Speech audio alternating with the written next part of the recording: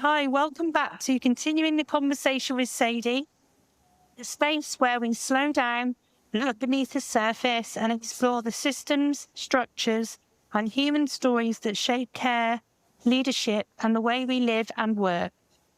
In Series 3, we're looking directly at the outer world of care, the systems that hold us, the leadership that shapes culture and the decisions that land in people's lives.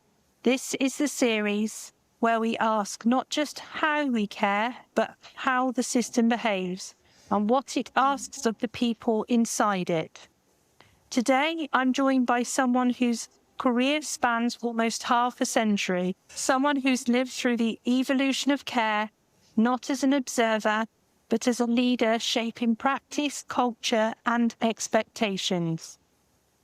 Julie Burton has spent 46 years in health and social care. She has seen the sector shift through policy changes, cultural changes, and changes in what people expect from care. And through all of it, she has stayed rooted in humanity, integrity, and a belief that good care is built on dignity, choice, and relationships. As head of operations at Globe Care Limited, an organisation spanning care, hospitality and property, Julie works at the intersection of systems, standards and lived experiences.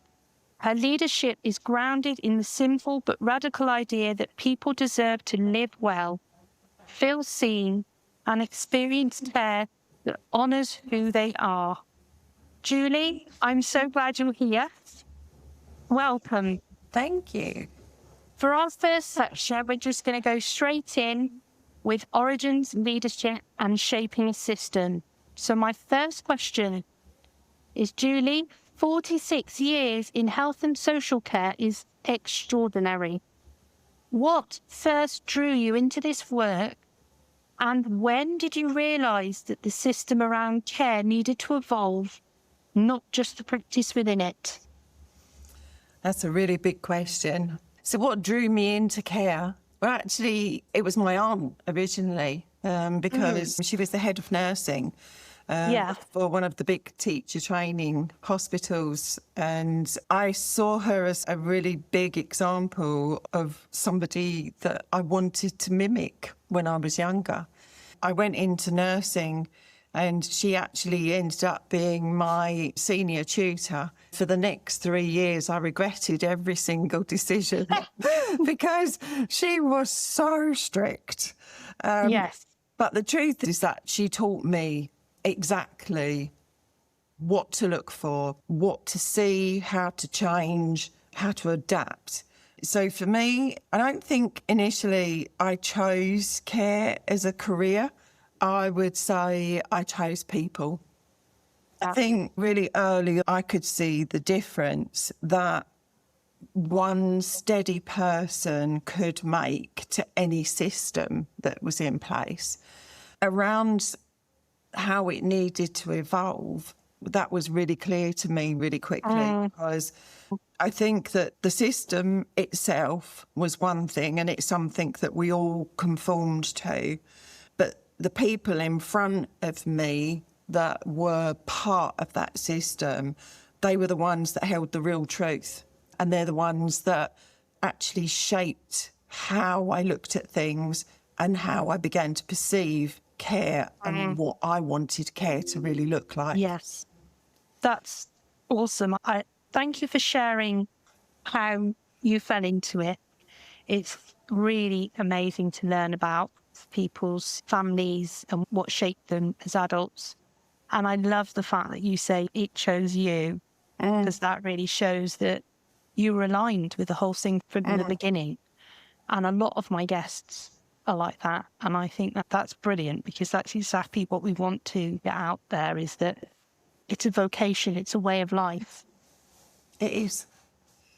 It has a way of grabbing hold of you. And it's like, I say it's like riding the rapids. No, there's smooth bits and then there's really bumpy bits. And you just have to make sure that you don't lose your awe. So if I have any listeners asking to see you in a bikini going down the rapids, I would strongly recommend not. Okay, thank you. Thank you for sharing. You've spoken about the faith others placed in you and the determination you had to carve your own path. When you look back, what experiences shaped your leadership style, especially in a system that often rewards compliance over courage? I think that I learned really quickly that compliance is the big word that everybody wants to work to. And yes, it keeps you safe. But the thing that drove me was courage, because actually courage is what moves you forward. We can be compliant, but we need courage to actually test that compliance and hold our hands up and actually say, we're compliant, but are we real? Yes. Are we reflecting the reality of what we're actually doing? And I think that the people who believed in me taught me to believe in others. And that was both colleagues, that was patients in hospitals, residents in care settings. I was very much driven by the people that I met, the stories that they had to tell. And Yes. that really defined my leadership style. And I would say that my leadership is very much shaped on the moments throughout my career. Twin Globe spans care, hospitality and property, which is unusual. How has working across these sectors shaped your understanding of what home, care and quality of life should look like in a system that often reduces people to tasks and time? Okay, I have a really simple thing. I want to hear it because I struggle with this one. Home isn't a building. We're all called, like in the sector that we're in now, we're called care homes. But home isn't a building. It's a feeling that you create, not the building itself. And I have three things that I'd say. I'd say hospitality, it taught me welcome. Property taught me safety. And care taught me humanity. I love that. I love the way you simplified it, as it's such a big... I think I've had enough time over the years to look back at different things that I've done, and I would say that's the simplest thing for me to be able to say is how working across all of those sectors, those simple elements from each of those, that's what shaped me, I would say. And all those elements, they, I think, align beautifully with this podcast because this is about the human side of care. And that's very human, everything you've just explained. And this is what we need to start talking about. That is wonderful. I love the way you've clarified that in my mind. People describe you as someone who leads with clarity, steadiness and humanity. How do you see your role in the wider movement to build care systems that are fairer, more relational and more grounded in dignity? Now, this is a hard one, I think, because you've got a lot of different people coming in now. It is, but I honestly believe in trying to not over the question and to try and keep things as simple as possible, because when you're talking to people, they don't want long explanations. So I would say my role is to keep people at the centre, even when the system itself is drifting off and telling me to do something completely different. Leadership is 100% is the anchor that stops care becoming transactional, because care cannot be transactional. It has to come from the leader to say that, you know, I'm here, I'm the person that's grounded, and irrespective of what's going on around us, I will stay focused, I will stay in position here, and I will not be swayed. And I think that if we want fairness, we've got to design our sector to have dignity and not efficiency, because very much pushed on efficiencies, compliance.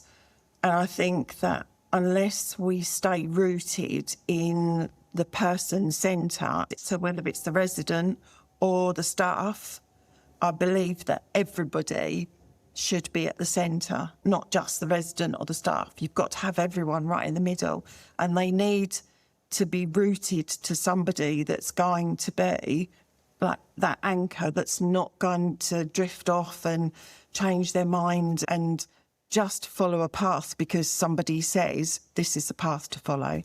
Brilliant. That is absolutely brilliant. All about standard workforce and the human impact of system design, which you've led into beautifully with your answers. So thank you. I know, Julie, you've seen standards, expectations and regulations shift dramatically. When you think about quality, beyond audits and compliance, what does it truly mean in a system that can sometimes lose sight of people? Quality. Quality is not an audit. It's not an action plan. It's not a response. Quality, to me, is a lived experience. It's how the person feels about the experience that you're delivering, whether it's through a resident or whether it's through a member of staff or whether it's through somebody that's actually coming in, an external community therapist, etc. Quality is always going to be about what that person thinks and feels about the interaction that you have with them at that moment in time. I think that if people don't feel safe, if they don't feel seen, and if they don't feel valued, nothing else counts. You can have the best quality audit structure in the world, but if the people that are at the centre of that don't feel that you're reflecting them, then it just doesn't work. So we're talking about connection, aren't we? Yeah. I mean, compliance tells you what's written, and quality tells you what's felt, which takes you back to the lived experience. Yes. And meeting where they're at. Yes. I love that. Yeah. You've never been afraid to push boundaries to allow growth. Where do you see the biggest gaps between what the system currently offers and what people actually need? Now, this is residents, families and staff. Between system and human need. I would say the system measures tasks. Okay. Yes. Everything that the system is, whether it's regulators, other legal bodies, that they all measure tasks that need relationships. Yes. And we design, when we are developing a service, we design for efficiency, but people need time, their presence, attention. And I would say the gap is always between what matters and is measured. Brilliant. Brilliant. Yeah, I mean, for me, because I'm a home care provider, relationships are everything. They're at the heart of everything we do. It's one-on-one care in people's homes. Doesn't make it any less because it's in somebody's home, but that is everything. The relationship we have between us and the client, and making that environment, like you said, feel safe, and them feeling secure, them knowing when we're coming, who's coming, is a part of the quality of care. And that is exactly what you said. I know you've mentored so many people over the years. What do leaders often overlook about supporting staff in a sector that is emotionally demanding, fast-paced and constantly changing? I talk about this a lot. Your answers have been brilliant, absolutely brilliant. I feel like I could talk to you for a year about care and not stop. For me, it's really simple. I think that leaders within our sector and also within the health industry, I would say people burn out from caring. I've never met somebody that actually has burnt out from the caring themselves. They burn out from the conditions that make the caring. Yeah, agree. And I think it's something that we as providers, we need to do better at much better at, because, you know, we talk about appraisals, we talk about supervisions, we talk about all of these things, but support it's not a meeting. It's not, I will see you at 10 o'clock. We have 30 minutes. It's how I show up every day. Yes. Yeah. Staff thrive when, you know, when they feel safe, when they feel trusted, when they feel supported.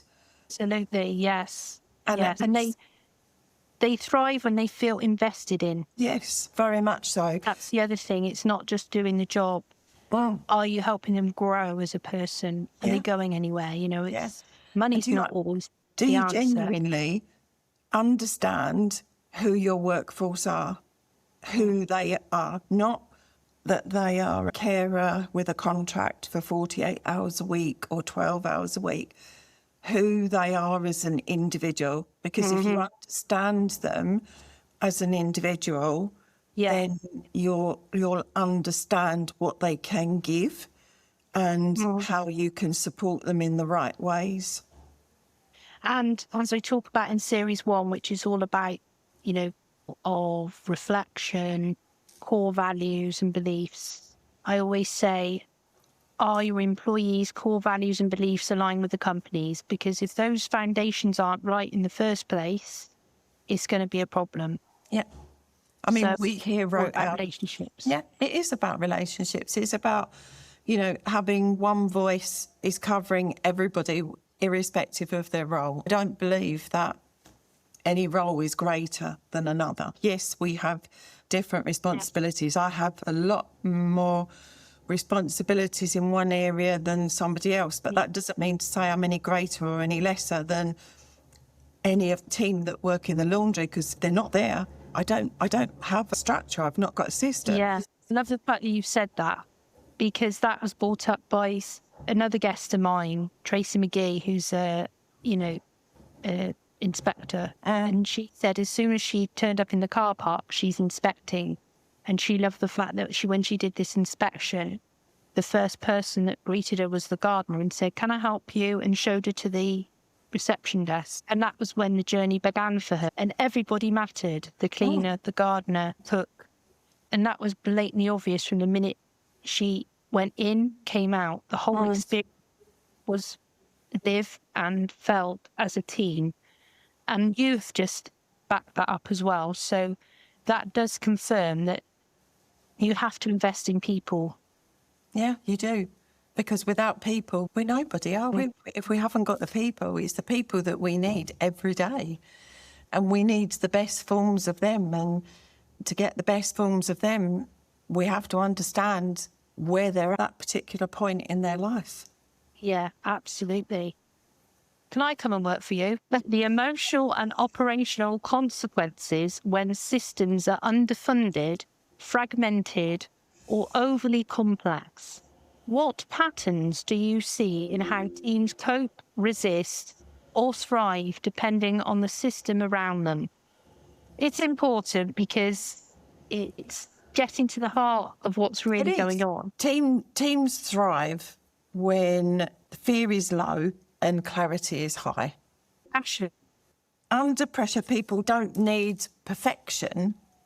They need steadiness, and that takes you back to having that single point of contact that's steadfast within the structure of the company. We have to be careful that we don't allow policy to shape behaviours, and we have to make sure that whatever the system is doing and saying is balanced against the policies that we put together to ensure that we've got a steady business to be able to offer people, because that shapes behaviour. Are we talking about accountability here? We're talking about accountability. We're also talking about having an understanding of the team, what their coping mechanisms are. I mean, I've seen so many teams, and even to start, and across those have our sub-teams. And there are times when some teams who you would expect really outperform don't. What's good is that our other teams will then pick up and see that there is an issue and they'll offer that support. A simple one would be to look across the hospitality and the care. Yeah. Here we combine a lot of it together. So our hospitality team work very closely with our care team. So if our hospitality team see that our care team really busy, they'll step in and make tea and coffee and, you know, support with meal times and things like that. And and the same the other way round. Yeah. That's really interesting. I love that. And that's almost like what I envisage as transferable skills as well, because people are relating to one another.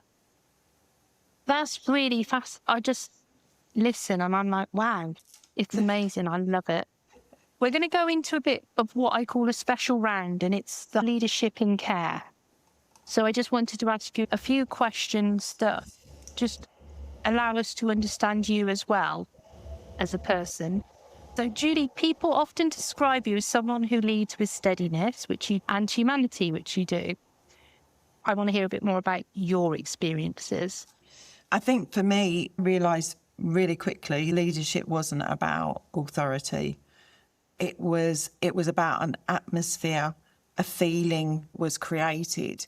My career, I've worked with some really strong leaders, and they've been held in quite a high echelon. It was more about fear than it was about how they got you to do or to work in the way that they wanted.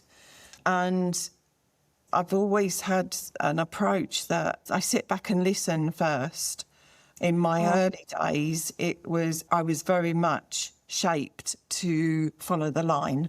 And this is the company profile, this is how you do it. But I very soon started to realise that the culture within companies that I was working with, it wasn't because the leaders themselves weren't changing. That's right. And so I started to look at things differently and started to ask questions and started to sit down with people and started to go out and make cups of tea for staff and simple things like, how are you? Yeah. What's happening? How are the children? I think that... Human side. Yeah. And some people see that as a weakness and they see it as letting their guard down, and that makes them feel vulnerable. And I think you have to first understand what your own vulnerabilities are. You have to address those vulnerabilities. Once you understand who you are as an individual and, That's right. and what your leadership style is, you then have to stand firm. That's you have right. to live by that leadership model. Yeah.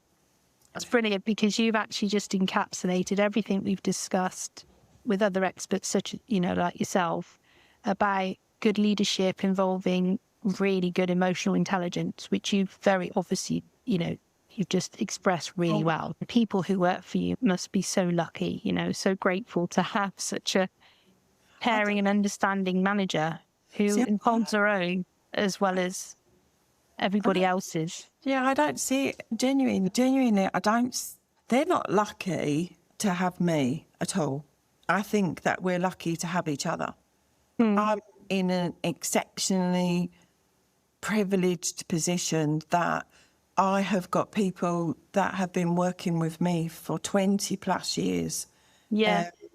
And it's not always been like roses and... A relationship isn't, is it? It's bumps in the road. It's how you manage it.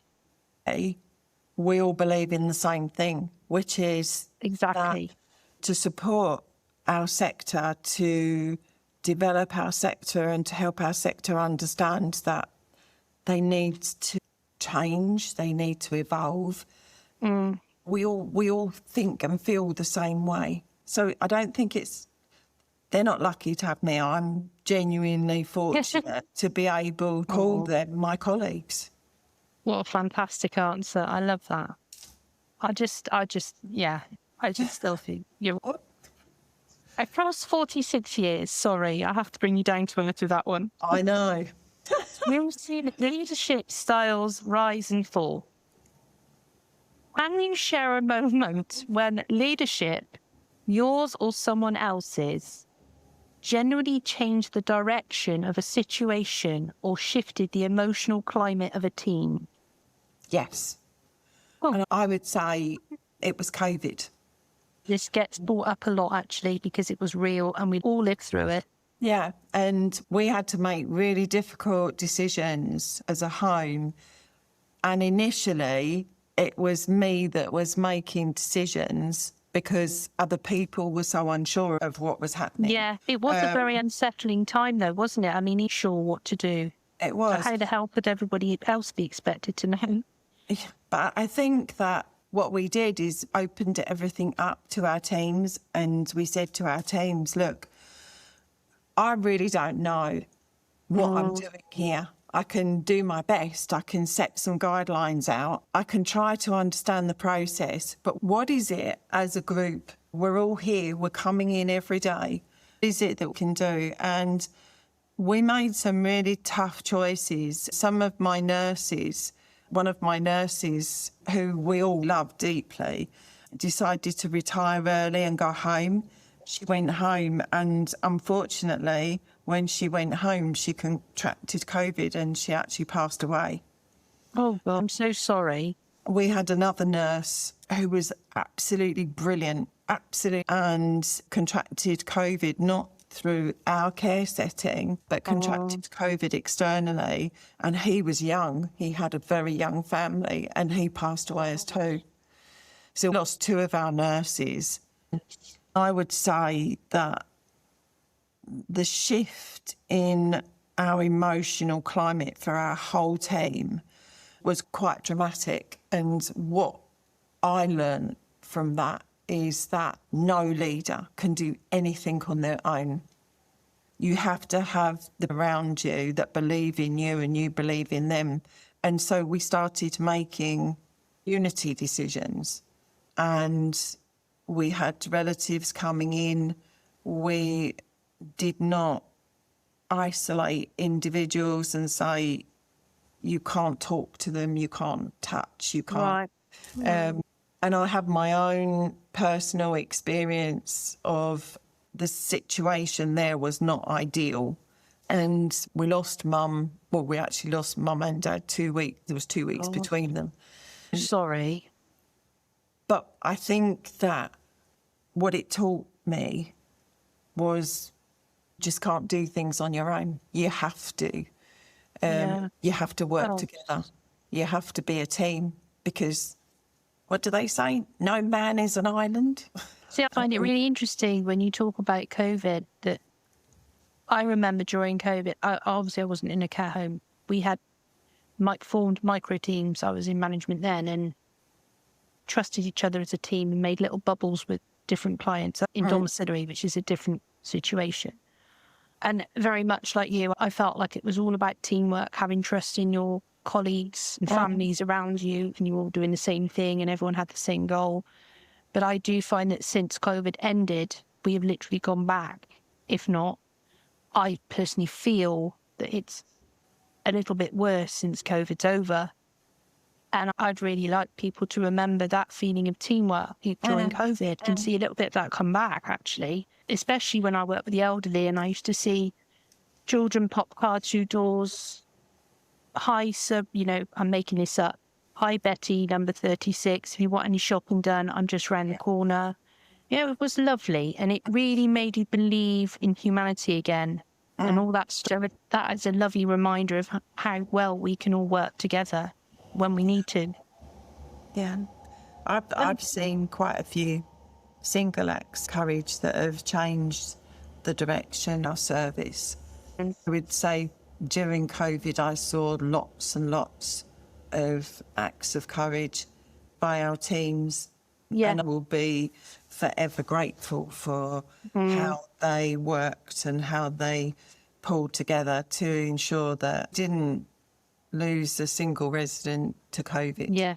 And that's brilliant. And I- neither did we. And I feel really proud of myself, my team, and their Absolutely. families. Like you said, it was a team. But that's a really good thing to say. I love that. And I'm really sorry about you losing your parents. That's awful. But I'm so glad you're here to share your wealth of knowledge with all of us. So I'm very Thanks. grateful for that. There's a real difference between managing tasks and leading people. From your perspective, what do leaders often misunderstand about what leadership in care actually demands? I would say managing tasks is easy. Leading people is the real work. We can have a whole list of tasks and we can go, right, I've done that, I've done that, I've done that, I've done that. But to actually really lead people is One hell of a job. it is People. a difficult Yeah. thing to be able to do. And I would say it's really strange, actually, because I printed off today something that I saw online. I will show you. It says, the greatest gift of leadership is building a team that wants each other to win. And Thank you for sharing that with me I think that's, and the audience. that's really important because leadership is not about being in charge. It's about being accountable. Yes. And it's about being accountable, but it's about being accountable for everybody else as well. Yeah. And understanding absolutely. that it comes with a great deal of responsibility. People don't follow titles. They follow behaviour. Very good. Yeah. And if I can have the title of director of operations, head of operations, but people won't follow that. They'll follow the behaviour that goes with that.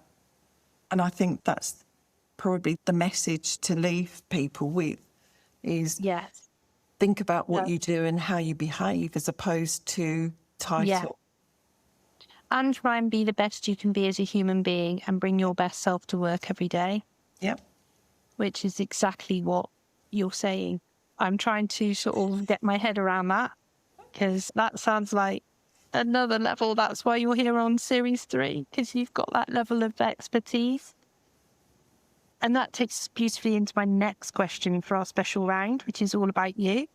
You've supported people at every level, from new starters to senior managers. What have these different environments taught you about how people grow, what they need, and what helps them feel confident and capable? Looking for some golden nuggets of here. To be honest, I'd go back to one of the answers I gave you before, and that's that grow when they feel safe and they feel supported. Yeah. I think that confidence comes from not pressure. Yeah. And I would say capability is through trust, and you can't buy capability.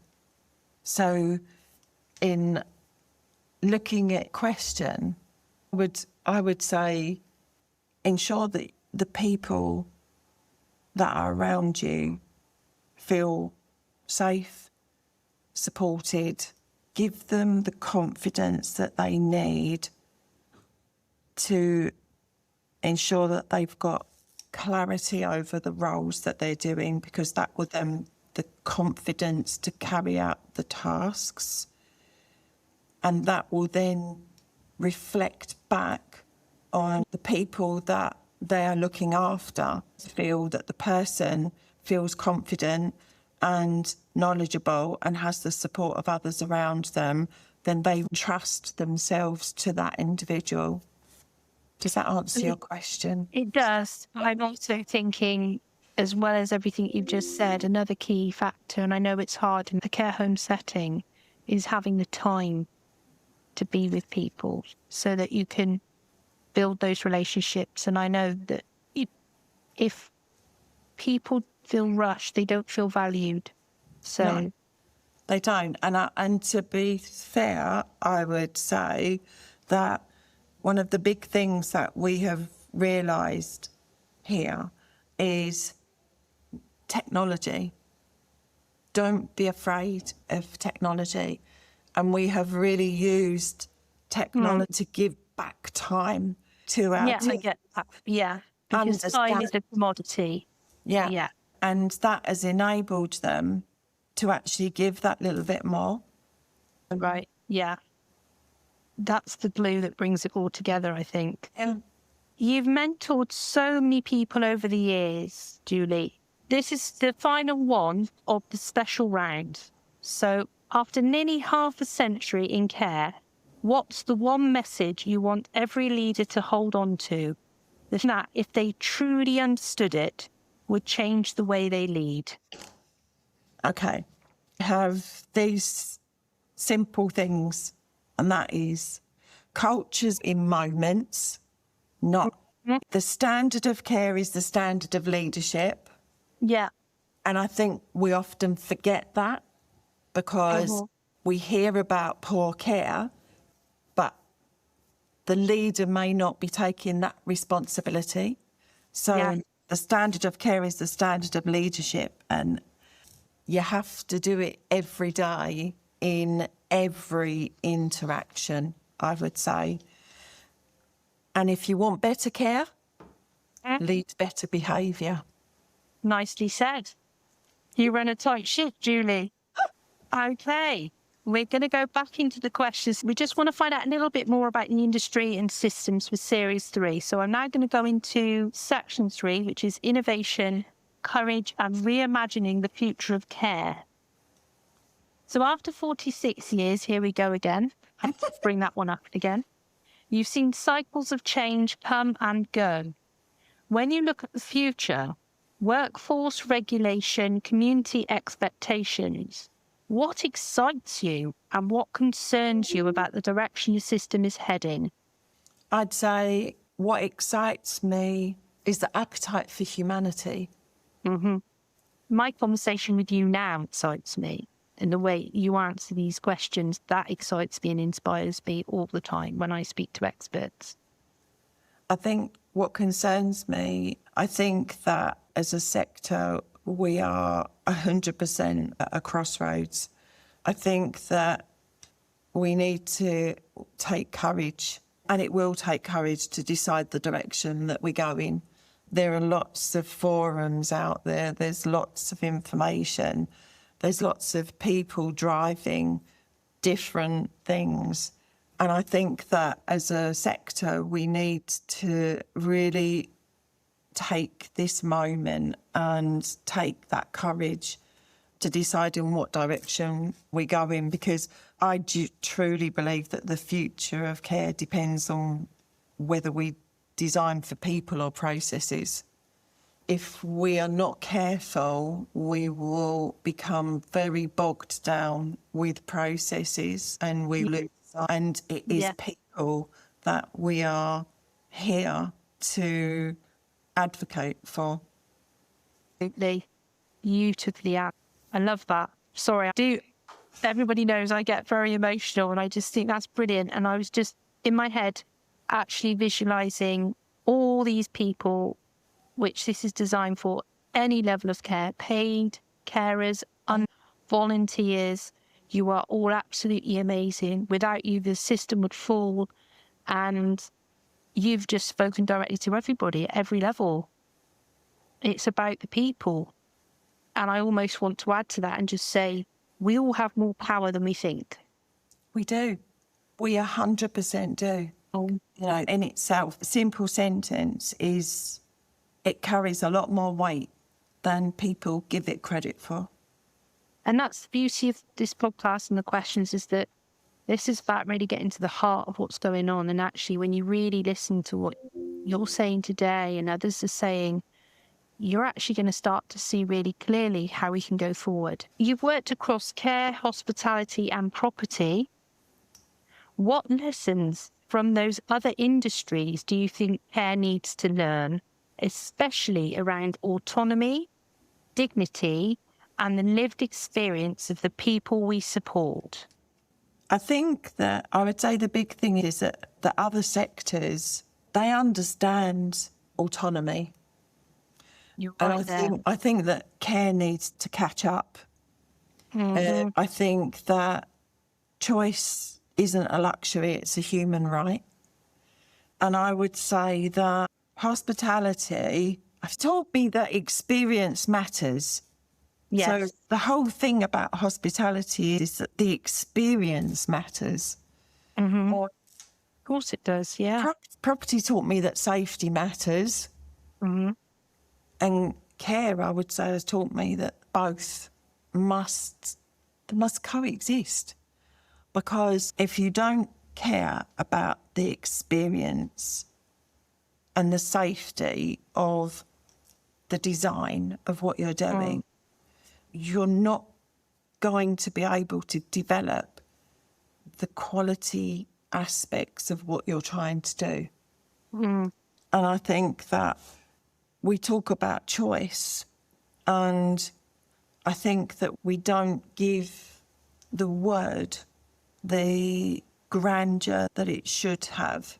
And I think it's a human right to have a choice. We might not like the outcomes from the choices that we make, but we do have a choice. And I do think that as a sector, we do need to catch up, because to place a lot of weight on a small area and not look at the whole thing that we're trying to do. Yeah. On the one thing that a regulator or somebody is telling us we need to do, and we tend to do that at the expense of everything else that's underneath it. And we actually have to stand there and say, you know what, this is all important. Aspect of what it is that we're doing is important. Yeah. And it's how it's all synthesised, brought together. And yeah, you're absolutely right about choices, and just going a little bit off answer here, but still related to the choices discussion. It's about everybody having that freedom to do the right thing and feeling safe to do the right thing. Yeah. And one thing that constantly pops into my head at the moment with regard to the fact that we're an ever-growing population on a small island is people don't have the right to end their life. You know, that's a whole new subject. I appreciate that. But again, it's about when you really delve into the human side of care, people's rights, how they feel, these big picture questions do come up. And again, that's what we're trying to do here, get people talking. Because if you're the care worker going into that client who, you know, for whatever reason, I'm just talking generally here, wants to, you know, they've had enough, want to go, they haven't got a life. Obviously, there's nothing you can do as a carer, but you're the one who's got to keep them going every day. Yep. And sometimes the situation, they should have a choice, you know? Yep. And then as a care worker or a manager, you try to give people choices, and then you kind of get out there and think, well, what are their choices? Yeah. And then you're stuck, because in your job, you want to do the best you can for them. Yeah. And that's what we're actually now. There's a growing appetite for change, but also fear of cost, fear of getting it wrong, fear of slowing things down. What would you say to leaders who know the system isn't working, but feel overwhelmed by the scale of change? Oh, that's easy. You don't have to fix everything. Just take it one step at a time. I think that we're not good at just saying, okay, look, there's this whole big mass of things that I'm being given to do. And so we try and tackle them all and only do little bits of them. And I would say, just honestly, just start with one brave step. And you will see from just taking that one step that the next step will become easier, and the next step will become easier, because I think fear slows systems down. And it does. There is a great deal of fear that is generated. And this comes back to this whole thing of having the courage to move forward and to feel strong in yourself. And actually, if you're not feeling that strong, be able to reach out to someone, and for people out there to reach well. And you need anything, call me. It doesn't matter who you work for, who your provider is. That's a brilliant answer, because I've got people who nothing to do in my business, but I respect them dearly and I can ring them anytime and get advice. I don't feel like an island. I've always got help if I need it. And that's essential, isn't it? It is really essential. And I think that, you know, as a sector, we need to be a lot more open. talking to each other and supporting each other, irrespective of the above the door or the trademark or the symbol, whatever it is that you want to. Yeah. I think that Yeah. there's a lot of support out there if There is. Yeah. you feel that you can actually approach someone irrespective of their role. Yeah. I think begins the moment that you decide that people matter process. Yeah. And good social care is about change. Yeah. So embrace it. Section 4, last one, I promise. It's been absolutely brilliant. So I nearly got to this section already. Agency, legacy, and changing the narrative. So just a little bit more from you if we can, because you've got so much knowledge to share with all of us. You've talked about the importance of giving people, residents, families, and staff a sense of agency. What helps people reclaim power in environments where they often feel they have none? I would say it begins with being listened to. I don't mean the courtesy listen. I mean really listen to that. We're all very good saying, "How are you?" and switching off by the time the person's on their second sentence and they understand the reality is that you've asked it because you feel you have to ask it rather than you really want to know. And I would say power grows when people feel they've got a choice and it's an instruction. Yeah, brilliant. And a simple thing for that would be you have to go to the dining room for your breakfast, an instruction. As opposed to, where would you like your breakfast today? How would you like your breakfast? Choices. So I digress slightly, but we've just in the process of setting up a system here whereby people can order their, and bearing in mind we've got 83 where people can order their breakfast from their room directly to the kitchen. And what that does is it allows people to have true choice. And it's not regulated to 8 a.m, 7:30 a.m. Yeah, that's good. 9 a.m. It's about giving people back something that was taken potentially away from them when they came into a setting like this. So it's about taking the formal process and saying, it doesn't work for everybody. Let's put this other process in, because there are other people that are quite happy to go to the dining room at 8:30 and have their breakfast, but there are others that want that choice, want to feel that actually is the only choice that they can now make because of the physicalities of their body and what it's telling them it can and cannot do. And I'm a real believer in that when people feel heard, they feel human again. Yeah, absolutely. And I think that in settings, it's crucial to give people the opportunity to feel human again. Yeah. What is a very unnatural environment and one that potentially they've had little to no say in and have found themselves moved from a hospital to a setting told this is your home.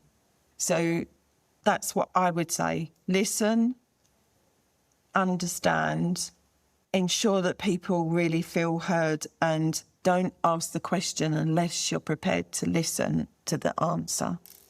Brilliant. When am I moving in? I will have my breakfast on the balcony, please, at 8 a.m. Honestly, our kitchen does more than 30 different types of breakfast every day.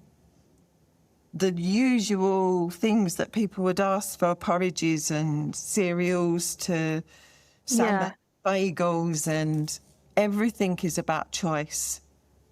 The only thing I was going to quickly ask, I'm intrigued to know what happens. I find with the elderly, they hate technology. A lot of them like, oh, I don't know how that works, and they won't touch it. Are they pretty good at ordering their own breakfast using the devices? They're also really good at asking, and I think this is a really big mistake we make. Right. My mum was 84 when she passed away. Up until the time that she had her respite period, she had Sky, remote control, mobile phone, she had an iPad, and she used a computer. I think that we underestimate people to use technology and to learn.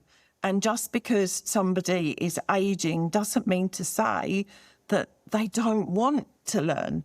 And so what we find is we have a lot of people here who like technology. Right. That's good. It's not a barrier then. It can become a useful tool that they enjoy. Absolutely. That's really handy to know. You've seen the emotional labour families carry when navigating care. What do policymakers and system leaders most often miss about the human cost of complexity? I would say that the families pay it first. I would say complexity has a really big human cost, and the families who feel completely out of control of situations, whether it's through choices of where people live or how property is managed, finances, they have so many different things to contend with all at once. That is the human cost that is very much missed by policymakers. Well said. I think Well said. We've got to get you in there. Because they're still not listening. behind every form is a person trying to navigate their fear, whether it's, they're asked to complete financial assessments, discharge diaries, they're asked to attend reviews, they're asked to talk about free nursing care or ICB. Be on the phone for 4 hours. Yeah. And I think systems forget that families are already carrying a burden. And I have witnessed meetings where I have either walked into a room or been part of a complex decision-making process where you can see that the people in the room are it's like putting a rabbit in the spotlights of a car. They're just transfixed in fear. And I think policymakers need to understand that actually the best policymakers are the ones that have gone through the experience themselves and can actually understand what it is truly like. When I see people standing up and talking about our sector and the human side of our sector and the human side of our workforces, and they have never set foot in any form of care setting, turn off, because they're not the people that I want to listen to, and I try to talk over the top of them to get the message across. Yeah, brilliant. And I can 100% relate to that, because I actually help my clients navigate the system, because in my mind it's far too complicated. It just adds stress to the situation. And again, that's added to the service I already offer. So I would definitely advocate that they need to make it simpler and easier. I know they're not going to, because it means they have to give money away, but that is a really important point. And I'm going to add another layer to that, is that the fact sort of process can destroy families. Yeah. You can have families that are really strong that all of a sudden do not talk to each other anymore. And it's over things that never even mattered before. Yeah, so often. And I would like to really sort of hear how they address that in their policies, because nothing is worth that. And especially when there's generations of family members being affected by it, kids. Yeah. And then it causes fear about us growing old. Oh my God, what's coming for us? It's like that ripple effect. You throw the pebble in the water and it ripples out. Yeah. And, genuinely think it's very easy to throw a stone into the water and turn your back and walk away. And But it actually, if you stand there and you watch how those ripples start very small and they get bigger and bigger, Wider. take in Yeah. more, and they build momentum. You know, we advocate for people here. You know, I have me too. written, as our team, written and stood by families and said, you will not move this person. You need to understand that this person has lived here for the last 8 years. This is now their home. So, you are telling me that you're going to move them because your funding has changed. How would you feel if I came to your front door and said to you, do you know what? You can't live here anymore. You've got to go and live over there. You'd fight tooth and nail to stay where you are. Because I 100% agree with you, and I've been in that position, and we've got there in the end. But it shouldn't be like. Shouldn't. We shouldn't be firefighting all the time. It's ridiculous. And thank you. That is a wonderful answer, and very relatable to everybody. Final question, I promise.